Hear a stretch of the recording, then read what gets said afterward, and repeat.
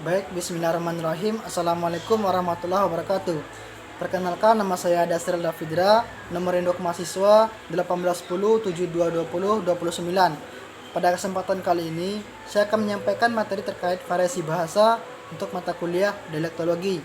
Dosen pengampu Ibu Ria Febrina SSM Hum dan Profesor Dr. Nadra MS.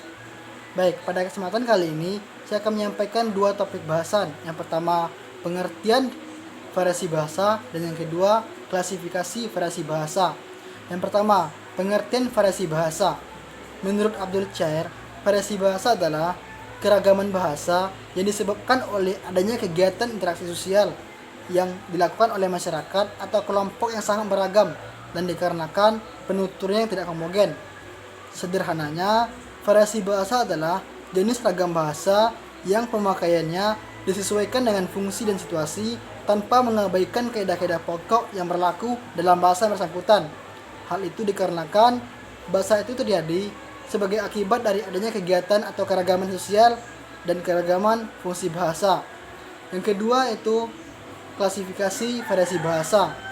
Nah, untuk klasifikasi variasi bahasa itu sangat beragam. Pada kesempatan kali ini, saya akan menyampaikan 5 klasifikasi variasi bahasa. Yang pertama, variasi bahasa dari segi penutur. Yang kedua, variasi bahasa dari segi pemakaiannya. Yang ketiga, variasi bahasa dari segi keformalan. Yang keempat, variasi bahasa dari segi sarana. Dan yang kelima yaitu variasi bahasa dari segi waktu. Yang pertama, variasi bahasa dari segi penutur. Untuk variasi bahasa dari segi penutur itu terbagi menjadi 4 bagian. Yang pertama, idiolek. Yang kedua, dialek. Yang ketiga, kronolog. Dan yang keempat, sosiolek. Yang pertama, idiolek. Idiolek merupakan variasi bahasa yang bersifat perorangan. Menurut konsep idiolek, setiap orang mempunyai variasi bahasa atau idioleknya masing-masing. Variasi idiolek ini berkaitan dengan warna suara, pilihan kata, gaya bahasa, dan lain-lain. Namun hal yang paling dominan adalah warna suara.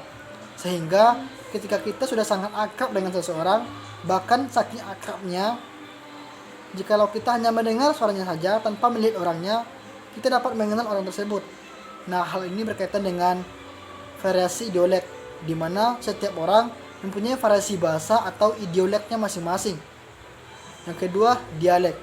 Dialek adalah variasi bahasa dari sekelompok penutur yang jumlahnya relatif dan berada pada satu tempat atau wilayah tertentu. Yang ketiga, kronolog. Kronolog disebut juga dengan dialek temporal. Kronolog atau dialek temporal adalah variasi bahasa yang digunakan oleh kelompok sosial pada masa tertentu. Misalnya, variasi bahasa yang digunakan pada tahun 30-an, variasi bahasa digunakan pada tahun 50-an, dan variasi bahasa yang digunakan pada masa kini. Ketiga tahun tersebut tentu mempunyai variasi bahasa yang berbeda, baik dari lafal maupun ejaannya. Dan yang keempat itu sosiolek. Sosiolek disebut juga dengan dialek sosial.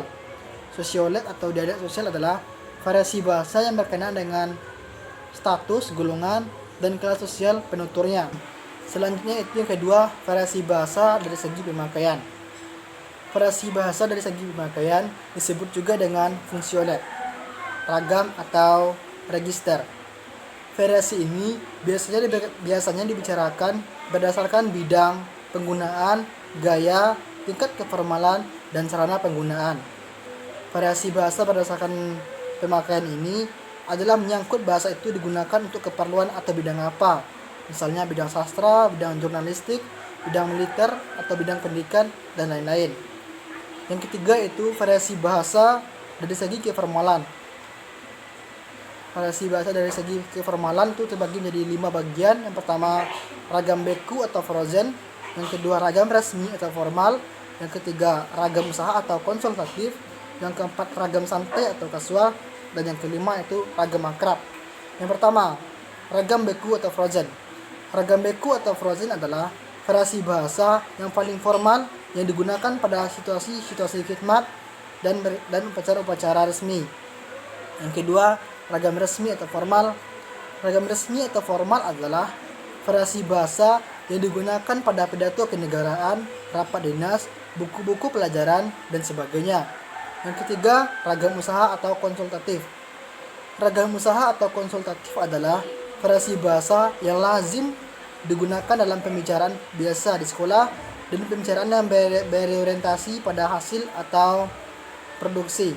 Yang keempat, ragam santai atau kasual. Ragam santai atau kasual adalah ragam bahasa yang digunakan pada situasi yang tidak resmi untuk berbincang-bincang dengan keluarga atau teman karib. Dan yang kelima adalah ragam akrab.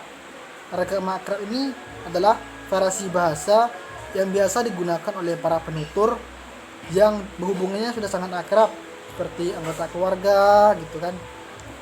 Selanjutnya itu yang keempat, variasi bahasa dari segi sarana. Dalam hal ini ada ragam lisan dan ragam tulis, atau ragam dalam berbahasa dengan menggunakan sarana atau alat tertentu, yakni dalam pertelepon misalnya. Adanya ragam bahasa lisan dan ragam bahasa tulis didasarkan pada kenyataan bahwa bahasa lisan dan bahasa tulis memiliki wujud struktur yang tidak sama. Yang kelima yaitu variasi bahasa dari segi waktu. Mengutip pendapat dari Sumarsono bahwa bahasa bisa dianggap sebagai cermin zamannya. Artinya, bahasa itu dalam suatu masa tertentu mewadahi apa yang terjadi dalam masyarakat. Hal senada juga disampaikan oleh Kartomiharjo yang menyatakan bahwa bahasa adalah cerminan masyarakat. Baik, mungkin itu yang dapat saya sampaikan. Mohon maaf jika ada salah kata dan salah penyampaian. Sekian dan terima kasih. Banyak maaf. Semoga ada manfaatnya.